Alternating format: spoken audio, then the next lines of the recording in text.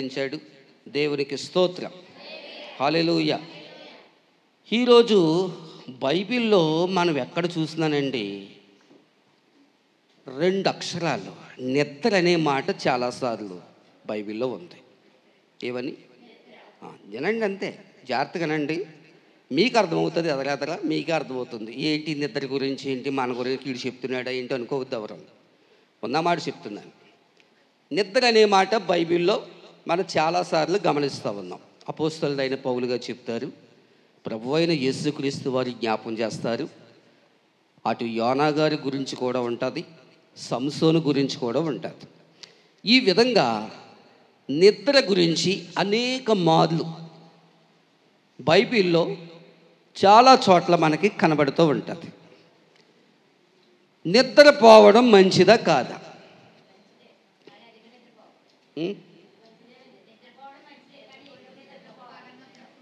ఎప్పుడు నిద్రపోవాలండి? ఓకే, పెందల కాడే నిద్రపోవడం మంచిది. తర్వాత పెందల కాడే లేవాలి. తర్వాత కొంతమంది లేటుగా లేస్తారు, అంటే లేటుగా పండుకుంటారు, లేటుగా లేవడం. మరీ ఇంకా ఎక్కువ అలసట అయితే, రాత్రి అంతా నిద్రలేదనుకోండి, ఏం చేస్తారు? పగలు ఒక పూటైనా 2 గంటలైనా రెస్ట్లో ఉంటారు. రాత్రంతా కూడా నిద్రలో ఉన్నామనుకోండి, ఎన్ని గంటలు లెగాలి అమ్మా? 5, 4, ఎన్ని గంటలు లెగాలి? పోనీ 4, 5 గంటలు లెగిస్తాం. ఈ 4 గంటలకి 5 గంటలు లెగిస్తే ఏం చేస్తాం? ప్రార్థన చేసుకుంటాం, బయటకు వస్తాము. ఓకే, మరి దేవుని సన్నిధికి వచ్చినప్పుడు ఎందుకు వస్తుంది? ఏంటది? ఎందుకు వస్తుంది? నిజం చెప్పండి. సాతానండి, అసలు ఒప్పుకోను నేను, అస్సలు ఒప్పుకోను నేను. సాతాను మాట్లాడితే సాతాన్ అంటే ఒప్పుకోను నేను. ఎందుకు వస్తుంది? ఎందుకయ్యా నువ్వు అలా నిద్రపోతున్నావు అన్నాను ఒక ఆయన్ని. ఆయన ఏమన్నాడంటే, పని చేస్తున్నానండి, అలసట వచ్చేస్తుందండి అన్నాడు. మరి ఆరాధన అయిన తర్వాత నిద్రపోయాడు. ఎందుకు నిద్రపోవట్లేదు? వాక్యం అంటే ఎలా ఉంది నీకు? ఆరాధన అంటే ఎలా ఉంది? పాటలు అంటే ఎలా ఉన్నాయి? ప్రార్థన అంటే ఎలా ఉంది నీకు? ఎలా కొలమా, ఆక్షేపణ, ఎటకారమా అడుగుతూ ఉన్నాడు దేవుడు. ఒక్కో రెఫరెన్స్ మీకు చూపించాలని నేను ఆశిస్తూ ఉన్నాను. నిద్రపోతూ వాక్యం వింటే ఏం జరుగుతుంది? మెలకుగా ఉండి వాక్యం వింటే ఏం జరుగుతుంది? ఎవరికి ఎలాగ నష్టాలు జరిగాయో బైబిల్లో తేటగా ప్రతి వాక్యము దేవుడు రాసి ఉంచాడు. నమ్మిన వారి స్తోత్రాలు చెల్లించండి. స్తోత్రం. ఎఫెసీయులకు రాసిన పత్రిక 5వ అధ్యాయం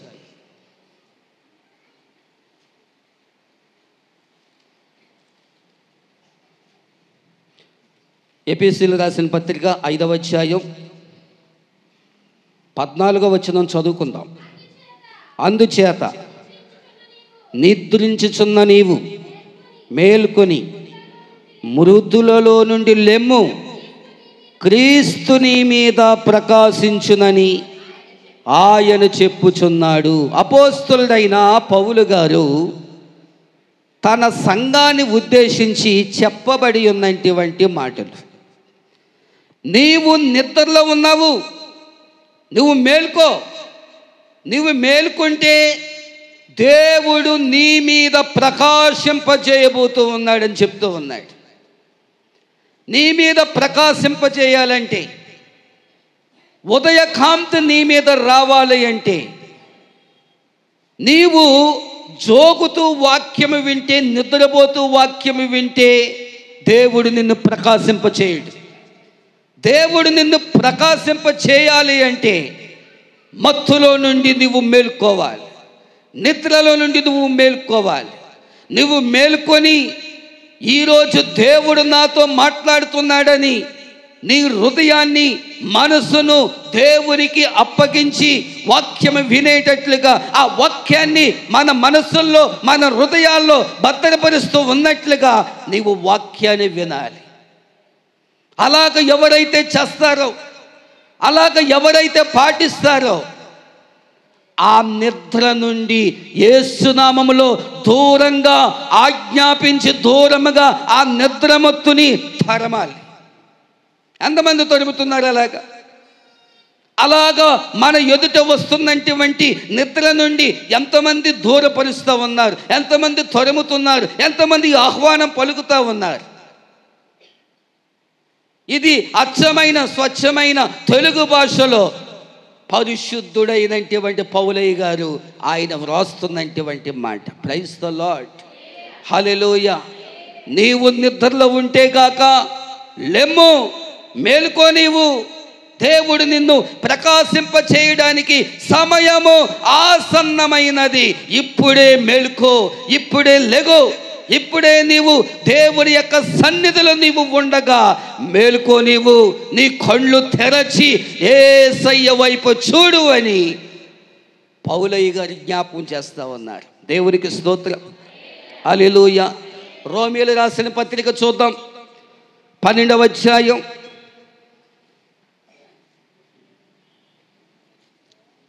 12వ అధ్యాయంలో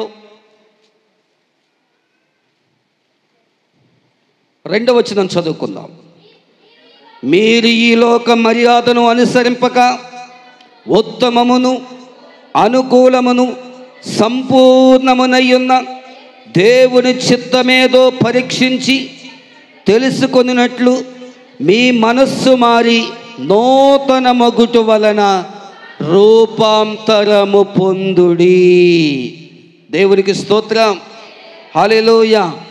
ఈ లోక మర్యాదను నీవు అనుసరింపగా, మత్తులో ఉంటే, నిద్రలో ఉంటే, ఈ లోక మర్యాదల ద్వారా నువ్వు అనుసరిస్తూ వాటిని భుజం మీద వేసుకుంటూ నెత్తి మీద వేసుకుంటూ ఆ మర్యాదలు అన్నీ లోకానుసారమైనటువంటి మర్యాదలన్నీ కూడా నీవు కడుపులో పెట్టుకుంటూ హృదయములో పెట్టుకుంటూ నువ్వు వాక్యము విన్నావంటే నీకేమొస్తుంది? ఆ నిద్రే వస్తుంది, ఆ జోగే వస్తుంది. ఆ బలహీనత నుండి నువ్వు దూరపరచబడాలి అంటే, ఆ బలహీనత నుండి విముక్తి చేయబడాలి అంటే, దానిని విడుదల చేయబడాలి అంటే ఈ లోక మర్యాదను నీవు అనుసరించొద్దు అంటున్నాడు పౌలయ్య గారు. దేవునికి స్తోత్రం, హల్లెలూయా. అందుకును ఉత్తమమును అనుకూలమును సంపూర్ణమునయున్న దేవుని చిత్తమేదో పరీక్షించి మీ మనస్సు మారి నూతన మొగుటు వలన రూపాంతరము పొందుడి. మీ మనస్సు మారాలి, నీ హృదయము మారాలి. నీ మనస్సు ఎప్పుడు మారుతుందో, నీ యొక్క హృదయము ఎప్పుడు మారుతుందో అప్పుడే నీలో ఉన్నటువంటి నిద్ర మత్తు నుండి యేసునామములో వెడల పోవుట వలన ఆ వాక్యము నీ హృదయములోకి వెళుతుంది. ప్రైజ్ ద లార్డ్, హల్లెలూయా. అందుకు నువ్వు దేవుని యొక్క బిడ్డలారా ఈ లోక మర్యాదను అనుసరింపక అన్నాడు. ఈ లోక మర్యాదను అనుసరింపక ఉత్తము అనుకూలము ఇవన్నీ కూడా ఆశీర్వాదకరముగా దేవుడు మనలను నడిపిస్తూ ఉన్నాడు. ఎందుకు వస్తుంది? కొన్ని సమయాల్లో ప్రసంగము యొక్క బోరు కొట్టడం వలన జోగు వస్తూ ఉంటుంది కొంతమందికి, ఒకటి. మరి కొంతమందికి ఇంకెందుకు వస్తుంది? రాత్రంతా కూడా నిద్ర లేకపోవడం వలన జోగు రావచ్చు. కానీ నా యేసయ్య చెబుతున్నటువంటి మాట ఏంటంటే, నిద్ర నుండి నువ్వు మేలుకో, నిద్ర నుండి నువ్వు మేలుకొని దేవుని యొక్క మాట విను, నా తండ్రి చెప్పినటువంటి మాట విను. అదే మాట పౌలయ్య గారు, అదే మాట ప్రభువైనటువంటి యేసుక్రీస్తు వారు జ్ఞాపకం చేస్తూ ఉన్నారు. దేవునికి స్తోత్రం, హల్లెలూయా. న్యాయాధిపతులకు రండి, 16వ అధ్యాయం.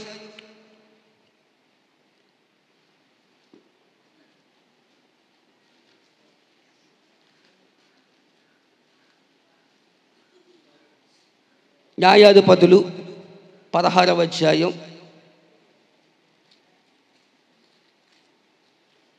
16వ అధ్యాయంలో 20వ వచనం చదువుకుందాం.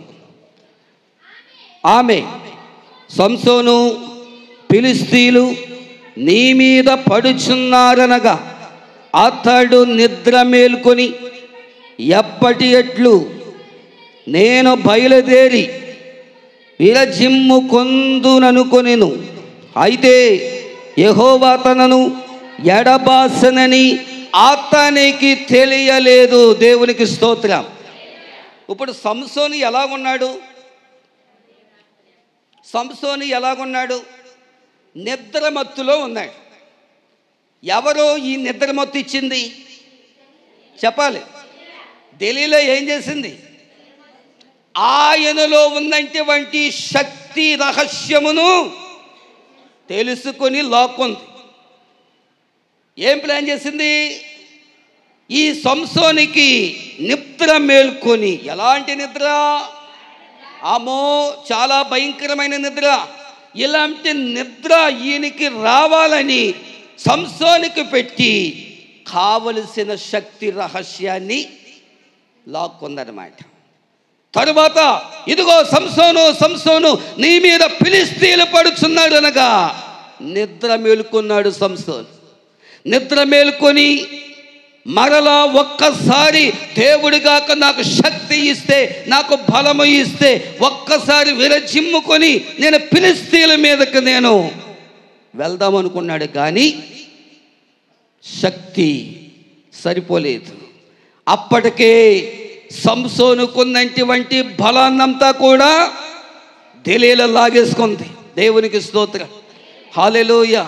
సంసోనుకున్నటువంటి బలం, సంసోనుకున్నటువంటి శక్తి, సంసోను యొక్క తల వెంట్రుకల్లో ఉన్నటువంటి శక్తి అంతా కూడా ఒక భయంకరమైనటువంటి ఒక స్త్రీ వచ్చి లాక్కుంది. అదే నిజమైనటువంటి ప్రార్థనాపూర్వకముగా వాక్యానుసారముగా నడుస్తున్నటువంటి స్త్రీ అయితే తల వెంట్రుకలో ఉన్న బలం లాక్కుంటుందా? చెప్పాలి. తల వెంట్రుకలో ఉన్న బలం లాక్కోలేదు. సంసోనులో ఉన్నటువంటి బలము లాక్కోలేదు. సంసోనులో ఉన్నటువంటి శక్తి ఆమె లాక్కోలేదు. కానీ ఆమె ఒక వేశ్య అని గుర్తించాలి. ఆమె వేశ్య అన్న సంఘటన సంసోనికి పాపం తెలియదండి. పాపం తెలియదు. పాపమని ఊపిలో పడిపోయాడు సంసోన్. పాపమని సంకళ్ళ చేత బాధించబడుతూ ఉన్నాడు. పాపమనే పోరాటంలో యుద్ధం చేస్తూ ఉన్నాడు. ప్రయోజనం ఏమైనా ఉందా? ప్రయోజనం ఏమీ లేదు. సంసోను యొక్క శక్తి బలమంతా కూడా ఆ లాలన పాలన చేసి ఆ శక్తి రహస్యమంతా కూడా ఒక స్త్రీ లాక్కుంది. సంసోను నిజంగా నన్ను ప్రేమిస్తూ ఉంది అనుకున్నాడే కానీ ఈమె నాలో ఉన్న శక్తి లాక్కుంటుందని సంసోనికి ఏమాత్రము తెలియదు. దేవునికి స్తోత్రం, హల్లెలూయా. చిన్నప్పుడు అంటే నా చిన్నప్పుడు బుర్ర కథలు వచ్చాయి. ఇప్పుడు లేవులేండి బుర్ర కథలు. చిన్నప్పుడు వచ్చే బుర్ర కథలు సంసోన్ చరిత్రని, యోబు చరిత్రని, సమరై స్త్రీ చరిత్రని, మోషే గారి చరిత్రని, ఇలాంటి బుర్ర కథలు వచ్చాయి. అప్పుడు ఆడియో క్యాసెట్స్ ఉండేవి. ఆడియో క్యాసెట్స్ అంటే రీల్ అన్నమాట. ఎంతమంది చూసారా క్యాసెట్లు? చూడలేదా?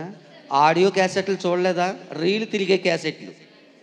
అయితే మీ కొరకు శిల్ప కథ ప్రదర్శన పెట్టి ఆ క్యాసెట్లు చూపించడం మంచిది మీకు.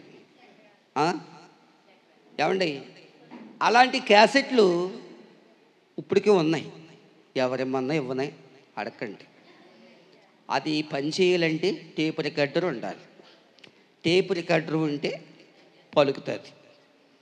ఉన్నాయా సెట్లో? 16 అవతల అక్కడ దాన్ని ఎక్కడో ఉన్నాయి. ఏం మొత్తం మీద ఉన్నాయంటండి? ఉన్నాయండి, అక్కడక్కడ ఉన్నాయండి. ఉన్నాయి, నా దగ్గర కూడా ఉన్నాయి. అప్పుడప్పుడు వేసుకుంటూ ఉంటాను, అప్పుడప్పుడు ఆలకిస్తూ ఉంటాను.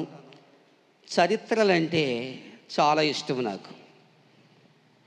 పూర్వనాడు కాలంలో మా అమ్మమ్మ గారు బ్రతికుండగా ఇలాంటి బుర్ర కథలంటే చాలా చాలా ఎక్కువ ఇష్టపడేది ఆవిడ.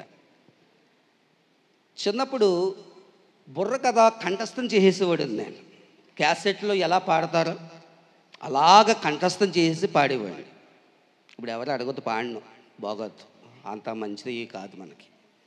కానీ అప్పుడప్పుడు ఉపవాస కూటాలు జరుగుతాయి కదా మనకి, సంవత్సరానికి ఒకసారి.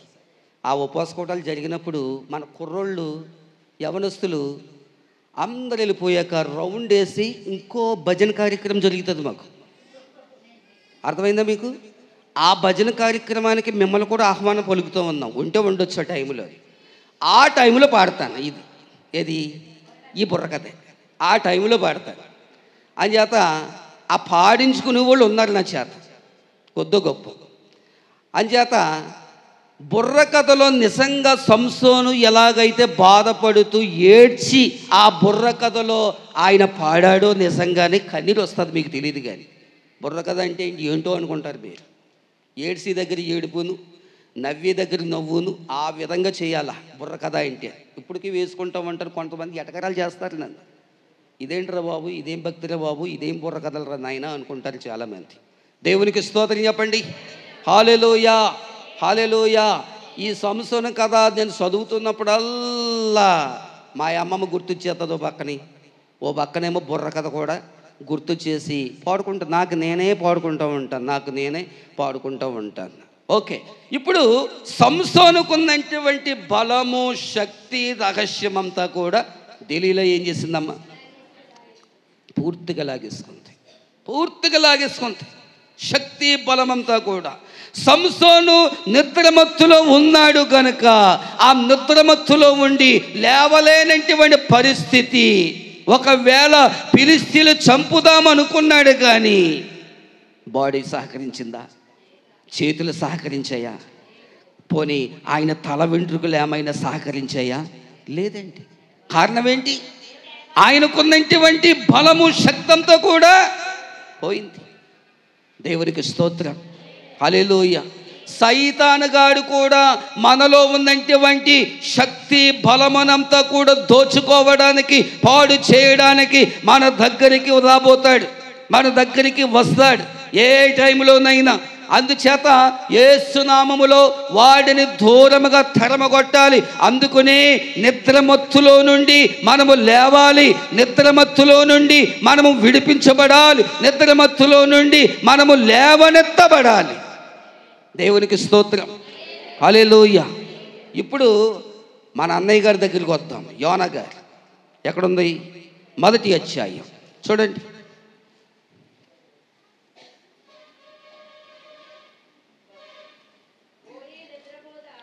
ఒక్కసారి అక్క మీరు వచనం చెప్పండి ఒకసారి. యోనా గ్రంథం 1వ అధ్యాయం 5, 6 వచనాలు చదవండి. కాబట్టి నావికులు భయపడి ప్రతివాడును తన దేవతను ప్రార్థించి వాడ చులకను చేయుటకై అందులోని సరుకులను సముద్రములో పారవేసిరి. అప్పటికి యోనా వాడ దిగువ భాగమునకు పోయి పండుకొని గాఢ నిద్రపోయి ఉండేది. అప్పుడు వాడ నాయకుడు అతని యొద్దకు వచ్చి, ఓ ఈ నిద్రపోతా, నీకేమి వచ్చినది? లేచి నీ దేవుని ప్రార్థించుము, మనము చావకుండా ఆ దేవుడు యందు మన యందు కనికరించనేమో అనెను. ఇప్పుడు యోనా గారు ఏం చేస్తున్నారు? వాడ అడుగు భాగమునకు వెళ్ళి నిద్రపోతున్నాడు. ఆ సమయమున ఏం జరిగింది? తుఫాను వచ్చింది, భయంకరమైన తుఫాను వచ్చింది. అది ఆగట్లేదు, అంతకంతకి పెద్దదైపోతుంది. ఇక చనిపోయే పరిస్థితిలోకి వచ్చేసింది. ఇక పరిస్థితులంతా కూడా గందరగోళంగా ఉన్నాయి. ఓడలో ఉన్నటువంటి సామాగ్రినంతా కూడా నీటిలో పడేశాడు, అంటే సముద్రంలో పారవేశాడు. అయినా తుఫాను ఆగలేదు, ఆ ఓడ మునిగిపోయే పరిస్థితికి వచ్చేసింది. అప్పుడు అయ్యగారు నిద్రలో ఉన్నారు. ఎవరైనా అమ్మా? యోనా గారు నిద్రలో ఉన్నారు. ఎలాంటి నిద్ర అంటే లేపుతున్నా లెగడం లేదు అయ్యగారు, అంత నిద్రలో ఉన్నాడు అయ్యగారు. అప్పుడు వాడనాయకుడు వచ్చి ఏమంటాడు? రే నిద్రపోతా, ఏమంటున్నాడు? ఓ ఈ నిద్రపోతా. ఏం పోతు? నిద్రపోతు. నిద్రపోతులు అంటే ఎలా ఉంటారు? వాళ్ళకి ఇంకా నిద్రే. పగలు నిద్రే, రాత్రి నిద్రే. పగలు జోగే, రాత్రి జోగే. ఎవరైనా మాట్లాడిన జోగే, ఎవరైనా పాట పాడిన జోగే. అంటున్నారు మాట. నవ్వకండి. యేసునామములో స్తోత్రాలు చెల్లించండి. హల్లెలూయా. ఒక అన్యుడు వాడనాయకుడు వచ్చి యోనా గారిని ఏమంటున్నాడు? ఓ ఈ నిద్రపోతా, నీకేం వచ్చిందిరా నాయన, లెగరా బాబు, తుఫాను వచ్చేస్తుంది, చచ్చిపోతాము, సరుకులన్నీ పారహేస్తాము, ఏంటి నీ బాధ ఏంటిరా బాబు, ఎక్కడి నుంచి వచ్చావురా బాబు నువ్వు, ఏంటి పరిస్థితి ఏంటి, నీ దేవుణ్ణైనా ప్రార్థించరా బాబు అంటున్నాడు. ఆయనైనా కనికరిస్తాడేమో, ఆయనైనా కాపాడతాడేమో, ఆయన ఎందు మన ఎందు కనికరించి ఈ తుఫాను ఆఫ్ చేస్తాడేమో. లెగరా బాబు, లెగరా బాబు అని చెప్పగానే చెప్పగా అయ్యగారు లేచి ఏమయ్యింది అంట లేచాడు అయ్యగారు. రాత్రి నిద్రపోతున్నవాడు అమాంతంగా ఇస్తరక్క అని తప్పని లెగ్గొట్టమనుకో, కంగారు వచ్చేద్ది. అర్థమైందా? ఇస్తరక్క అని లెగ్గొట్టడం వేరు, అంతేనా? గట్టిగా ఇస్తరక్క నీ గురించి చెవులో వచ్చారు అని చెప్పగానే ఏమైపోద్ది? కంగారు అయిపోతుంది. ఇప్పుడు వాడనాయకుడు వచ్చి కంగారు పెట్టలేదు. యోనా గారు లేవండి బాబు, తుఫాను వచ్చేస్తుంది. లెగట్లేదని ఏమన్నాడు? ఓ ఈ నిద్రపోతా, ఏమొచ్చింది బాబు నీకు, లెగరా నాయనా, ప్రార్థన చేయని దేవునికి ఈ తుఫాను ఆగిపోవాలని.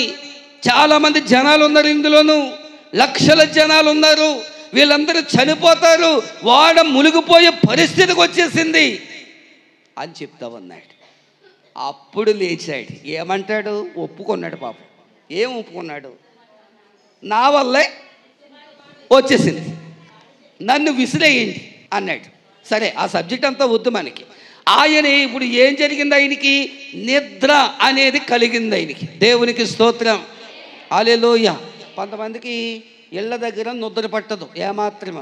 ఎక్కడ పట్టదు? ఇళ్ళ దగ్గర నిద్ర పట్టదు. పిల్లలున్న చోట నిద్ర పట్టదు. ఇంకెక్కడ నిద్ర పట్టదు చెప్పండి? జనాలు ఉన్న ప్లేస్లో నిద్ర పట్టదు. సౌండ్ ఉన్న చోట నిద్ర పట్టదు. ఇంకెక్కడ పట్టదు? దేవుడి సన్నిధిలో ఏమాత్రం ఏ సౌండ్ లేకపోయినా, ఏ సౌండ్ ఉన్నా, జనాలు లేకపోయినా, పిల్లలు లేకపోయినా, ముసలోళ్ళు లేకపోయినా, నా పని నాదే, నీ పని నీదే, నీ ఆరాధన నీదే, నా ఆరాధన నాదే అనుకుని అటాగే ప్రసంగం అయ్యే వరకు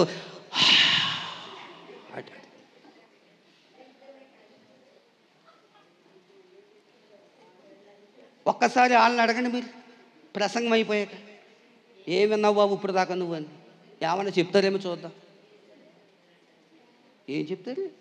వాళ్ళ ఇంటే కదా చెప్పడానికి, వాళ్ళ ఇంటే చెప్తారు. వాళ్ళు వినకపోతే ఇంకేం చెప్తారు? ఏమొచ్చింది వాళ్ళకి? నిద్ర అనే మొత్తు వచ్చింది. దేవునికి స్తోత్రం చెప్పండి. హల్లెలూయా.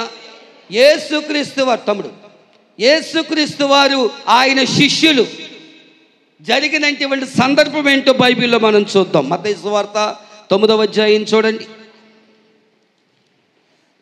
మత్తయి సువార్త 9వ అధ్యాయం చూడండి. స్పీడ్గా వెళ్తున్నాను, ధ్యానించడానికి అంత సమయం లేదు నాకు.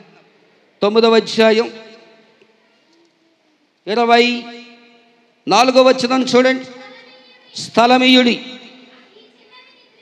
ఈ చిన్నది నిద్రించుచున్నదే గాని చనిపోలేదని వారితో చెప్పగా వారాయనను అపహసించిరి. ఈ చిన్నది నిద్రపోతుందే కానీ చనిపోలేదు అన్న మాట ఎవరు చెప్పారు? యేసుక్రీస్తు వారు చెప్తున్నారు. వాళ్ళు ఏం చేస్తున్నారు? అపహసించి ఎటకారం చేసి, ఊరికో బోధకుడా, చచ్చిపోయినటువంటి పిల్ల నువ్వు నిద్రపోతుందంటావేంటి, ఒక్కసారి నిదానించు, ఒక్కసారి చూడు, ఈ పిల్ల చచ్చిపోయింది, మమ్మల్ని తీసుకెళ్ళనియ్యి అని చెప్తా ఉంటుంటే, లేదు లేదు కంగారు పడకండి, ఈ చిన్నది నిద్రపోతుందే కానీ చనిపోలేదు. విను, నా మాట విను, ఈ చిన్నది లేస్తుంది, ఈ చిన్నది మరొక్కసారి ప్రాణము ఈ అమ్మాయిలోకి రాబోతూ ఉందని ఆ అమ్మాయిని బ్రతికించి తిరిగి వచ్చి వారు మరలా నిద్రించడు చూచెను. యాలయనగా వారి కన్నులు భారముగా ఉండెను. ఆయన వారిని మరలా విడిచి వెళ్ళి ఆ మాటలే చెప్పుచు మూడవ మారు ప్రార్థన చేసెను. అప్పుడు ఆయన తన శిష్యుల యొద్దకు వచ్చి, ఇక నిద్రపోయి అలసట తీర్చుకొని, ఇదిగో ఆ గడియ వచ్చి ఉన్నది, మనుష్య కుమారుడు పాపుల చేతికి అప్పగింపబడుచున్నాడు. గట్టిగా స్తోత్రాలు చెల్లించండి. హల్లెలూయా, హల్లెలూయా.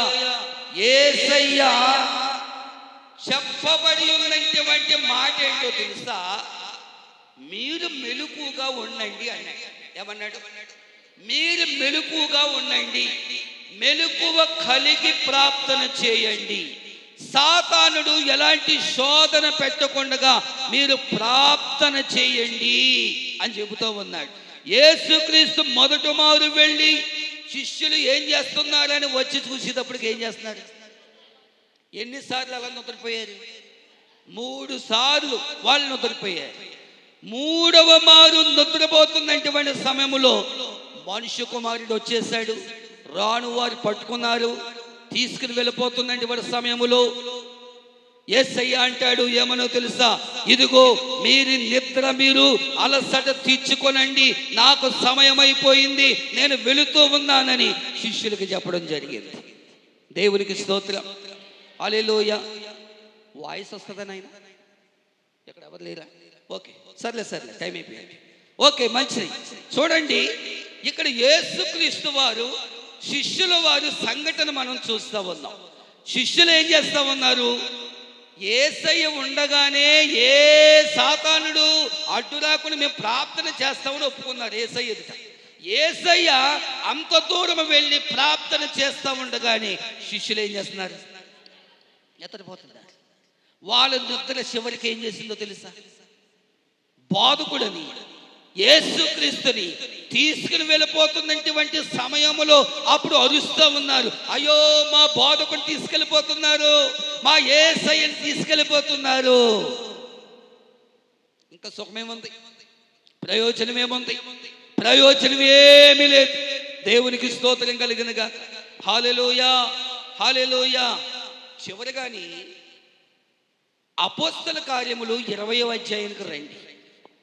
అపోస్తల కార్యములు 20వ అధ్యాయం ఎన్నో వచనం? 9వ వచనం.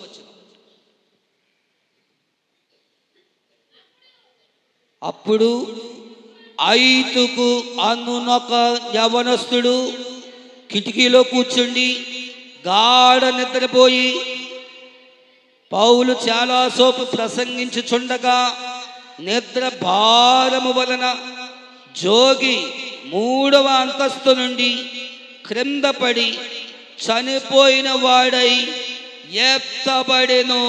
గట్టిగా స్తోత్రాలు చెల్లించండి. హల్లెలూయా. ఐతుకు అనే యవనస్తుడు మనకి కనబడుతూ ఉన్నాడు. ఎక్కడుండి వాక్యం వింటున్నాడంట? కిటికీలో ఉండి కూర్చుని నిద్ర భారముతో వాక్యము వింటున్నాడంట. అంటే జోగుతూ వింటున్నాడు. జోగుతూ యేసయ్యను గణపరుస్తూ ఉన్నాడు. జోగుతూ దేవుడి యొక్క వాక్యాన్ని వింటూ ఉన్నాడు. పౌలయ్య గారు చాలాసేపు వాక్యము చెప్పారు, కానీ ఆ యవనస్తుడు జోగడం వలన ఒకటి, నిద్ర భారముగా ఉన్నందువలన రెండోది, 3వ అంతస్తు మీద నుండి చెప్పాలి క్రింద పడిపోయాడు. చనిపోయినటువంటి వ్యక్తిని మరలా పౌలయ్య గారు వచ్చి ఏం చేశారు? బ్రతికించినట్లుగా చూస్తాం. ఇందులో మనకు అర్థమయ్యేది ఏంటంటే, జోగి మత్తు నిద్రభారములో ఉన్నందువలన ఆయన పడిపోయాడు యవనస్తుడు. మనము నిద్రభారముతో ఉంటే గాక కుర్చీ మీద నుండి కింద పడతాం, నేల మీద నుండి ప్రక్కగా పడిపోతాం. అర్థమైందా? అంచేత దేవుని పెట్టలారా, ఒక ఊరిలో ఇలాంటి సంఘం జరిగింది. ఇలాంటి కథలంటే మనకు బాగా ఇష్టం కదా. ఇలాంటి కథలంటే ఓ ఊరిలో ఒక చక్కటి మీటింగ్ జరిగింది.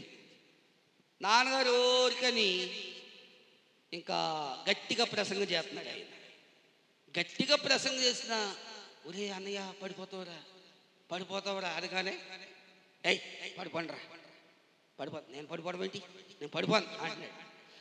మళ్ళీ అంటున్నాడు, ఒరే అన్నయ్య పడిపోతావురా అని ఈడ అంటున్నాడు. ఆయన అంటున్నాడు, పడిపోండిరా, ఎన్నిసార్లు చెప్పాలి నీకు, నన్ను డిస్టర్బెన్స్ చేయకు అంటున్నాడు. నొత్తడిపోయినాడు అలాగంటున్నాడు. మరలా వెళ్ళి, అన్నయ్య తలకు దెబ్బ తగిలేద్దురా, పడిపోతావురా, రోడ్డు మీద ఉన్నావురా, ఇదంతా సభ జరుగుతుంది, అల్ల కొల్లలం అయిపోతుంది, జనాలందరూ చూస్తారు, నవ్వుతారు, యాక్షేపణ చేస్తారు. ఏయ్ నా చెప్పు దెబ్బ తినక ముందు ఇలుపు అన్నాడు. ఆడు పాపం అన్నగారు ఎక్కడ పడిపోతాడో, నెత్తికి ఎక్కడ దెబ్బ తగిలేద్దని జాలి చూపించాడు. పాపం ఎవ్వరికి వినపడకుండా ఆడి మాట ఎలాగుంది, చాలా గట్టిగా మాట్లాడుతూ ఉన్నాడు. ఈలోగా ప్రసంగం చేసి ఆఖరి అయ్యేసరికి టాప్ అని పడిపోయాడు. కుర్చీతో ఎలా పడ్డాడు? టాప్ అని కింద పడిపోయాడు. కింద పడిపోవడంతో ఇక్కడ తగిలేసింది అబ్బా, ఎక్కడ తగిలేసింది. అన్నయ్య నేను ముందే చెప్పాను, అన్నయ్య నొద్దరొత్తి ఇంటికన్నా వెళ్ళిపోవు కదా అన్నయ్య అని చెప్పాను, నా మీదే తిరగబడ్డావు, నువ్వు చూసావా నీకు నువ్వు ఎలా తెచ్చుకున్నావు అన్నాడు. ఎవరిని? ఆ అన్నగారిని. అందుచేత దేవుని పిల్లలారా, దేవుని బిడ్డలారా, నిద్రపోతూ దయచేసి వాక్యం వెనకండి. నిద్ర వచ్చిందనుకో ఒక ఉపాయం చెప్తారు. ఏం చేస్తే మంచిది చెప్పండి? బయటికి వెళ్ళి శుభ్రంగా ప్రెస్ వేసుకుని వచ్చేసి అలా కూర్చున్నావు అనుకో, నీకు మళ్ళీ నిద్ర రాదు. ఆ పని మనం చేస్తే కదా సిస్టర్స్, బ్రదర్స్, ఆ పని మనం చేస్తే కదా. ఆయన పాట అయింది, మన పాట మనకి ఎందుకు వచ్చిందంటే అనుకోని కథలు రాళ్ళంతే, కథలు రాళ్ళు. చివరిగా ఇంకో బిట్ చెప్తాను నేను. యేసుక్రీస్తు అంట శిష్యులతో ఓ రోజు ప్రయాణం చేశాడు. ఇది బాగా తెలుసు మనకి కదా. యేసుక్రీస్తు ఆయన పడవలో ఉండి పడవలో ఉండి నిద్రపోతున్నాడు. ఈలోగా అకస్మాత్తుగా ఏమొచ్చింది చెప్పాలి? పెద్ద తుఫాను వచ్చేసింది. ఈ పెద్ద తుఫానికి శిష్యులందరూ కూడా అయోమయమైపోయారు, కేకలేస్తా ఉన్నారు. రక్షించేవాళ్ళే, కాపాడేవాళ్ళే ఎవరు లేదు. ఆ సమయమున యేసుక్రీస్తు పడవలో ఉన్నాడనే సత్యాన్ని వాళ్ళు మర్చిపోయారు. తర్వాత మొత్తం మీద లెక్కొట్టారు. ఇంతకీ నేను చెప్పేది ఏంటంటే, యేసుక్రీస్తు ఎందుకు పడుకున్నాడు అక్కడ చెప్పాలి? యేసుక్రీస్తు ఎందుకు పడుకున్నాడు? అలసట వచ్చేసా, నీరసం వచ్చేసా, బలహీనతగా ఉందా? ఎందుకు పడుకున్నాడు అక్కడ? ఎందుకు నిద్రపోయవలసిన పరిస్థితి ఎందుకు వచ్చింది అక్కడ? అసలు ఎందుకు వచ్చిందంటే, శిష్యులకి ఒక టెస్ట్ పెట్టాడు అక్కడ. ఏంటంటే టెస్ట్ ఏంటంటే, వీళ్ళు ఆ తుఫాను తెచ్చింది కూడా ఎవరు? యేసుక్రీస్తే తెచ్చాడు. అసలు వీళ్ళు ఎలాగ గద్దించి తుఫాను ఆఫ్ చేస్తారని ఒక టెస్ట్ పెట్టి ఆయన అమరము దగ్గర తలపెట్టి రెస్ట్లో ఉన్నాడు ఆయన. అసలు పాయింట్ అది. దేవునికి స్తోత్రం. వాళ్ళేం చేశారో తెలుసా? తుఫాను ఆఫ్ చేయడం కాదు, లేకపోతే ఆ తుఫాను గద్దించడం కాదు, కేకలు వేయడం తప్ప ఏమి చేయలేకపోయారు. చివరికి యేసయ్యను లేపితేనే గాని ఆ తుఫాను ఆగలేదు. గట్టిగా స్తోత్రాలు చెల్లించండి. హల్లెలూయా. అందుచేత దేవుని బిడ్డలారా, ఈ మధ్యాహ్న కాల సమయంలో ప్రభు మనతో మాట్లాడుతూ ఉన్నటువంటి మాట ఏంటంటే, నిద్రపోతే ఎంత డేంజరు, మెలకుగా కలిగి వాక్యము వినుట అంత ఆశీర్వాదకరం మనకి. Praise the lord. Hallelujah. Hallelujah. పలానా వ్యక్తి నిద్రపోతున్నారని చెప్పడం కరెక్ట్ కాదు, మనం కరెక్ట్ కాదు. ఒక్కల జోగుకి, ఒక్కల యొక్క నిద్ర భారానికి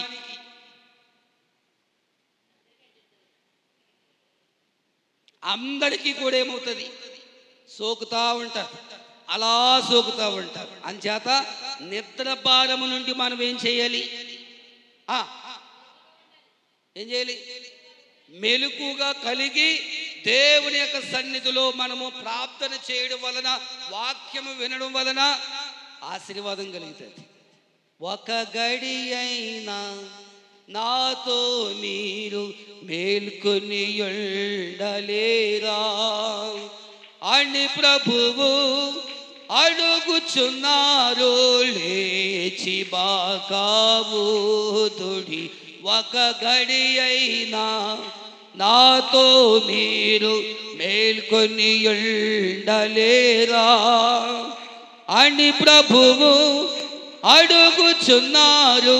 లేచి బాకావుదుడి, ఏకీభవించి ఉపవాసములతో ఏకీభవించి ప్రభువుకు ప్రార్థన చేయుడి. బాకావుదుడి, బాకావుదుడి, బాకావుదుడి, విజ్ఞాపన చేయుడి. బాకావుదుడి, బాకావుదుడి, బాకావుదుడి, విజ్ఞాపన చేయుడి. యెహోవా జ్ఞాపకకర్తలారా, ప్రభువును వేడుకొనుడి. సమీపమునుండగలే విజ్ఞాపన చేయుడి. యెహోవా జ్ఞాపకకర్తలారా, ప్రభువును వేడుకొనుడి. సమీపమునుండగలే విజ్ఞాపన చేయుడి. హల్లెలూయా, హల్లెలూయా. రాబోతున్నటువంటి నూతన సంవత్సరములో ఇలాగ జోగలాట్లు పెడితే, నిద్రమత్తు ఉంటే గాక దేవుని సన్నిధికి మనము ఎత్తబడము.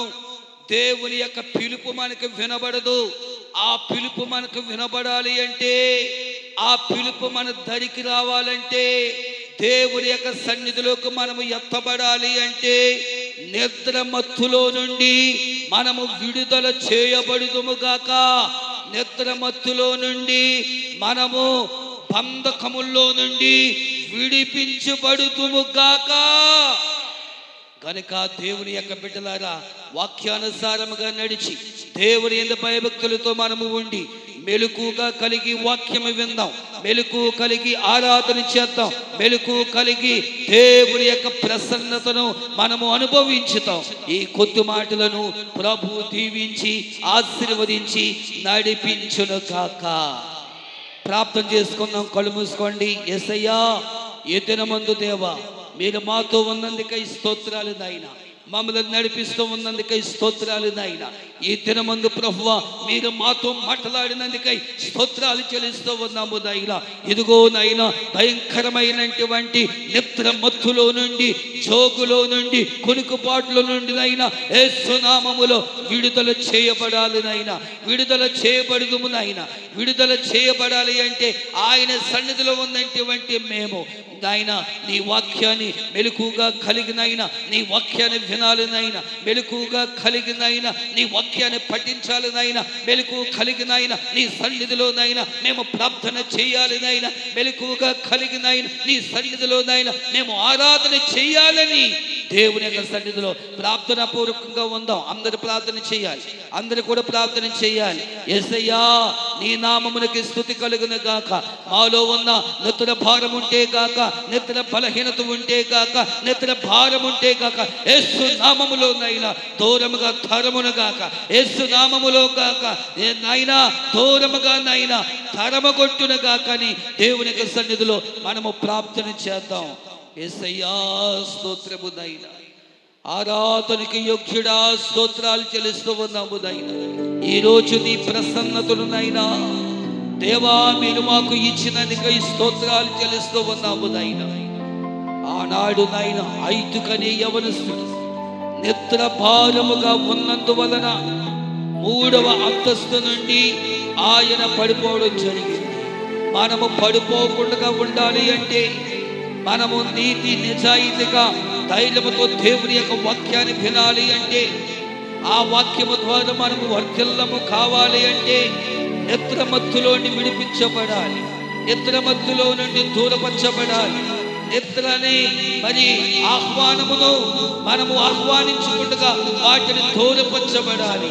ఎవరైతే నిద్రమత్తులో నుండి వాక్యము వింటారో వారికి ఏమాత్రము వాక్యము ఎక్కదు, ప్రార్థన జీవితం ఉండదు, ప్రార్థన అనే పవర్ వాళ్ళ జీవితంలో ఉండదు.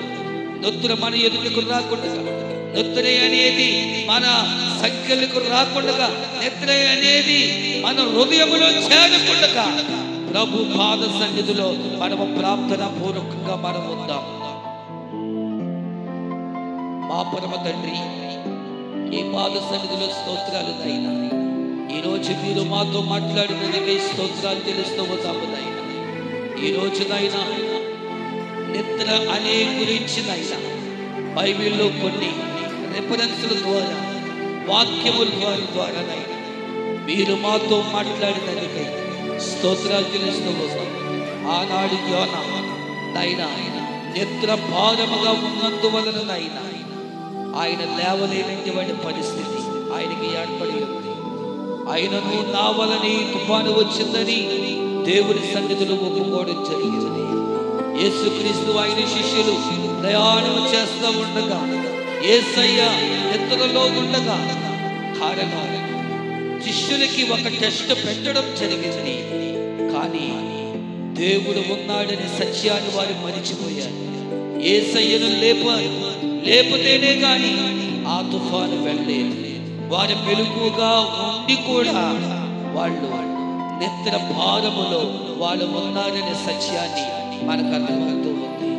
అయితే కానీ యవనస్తుడు 3వ అంతస్తు మీద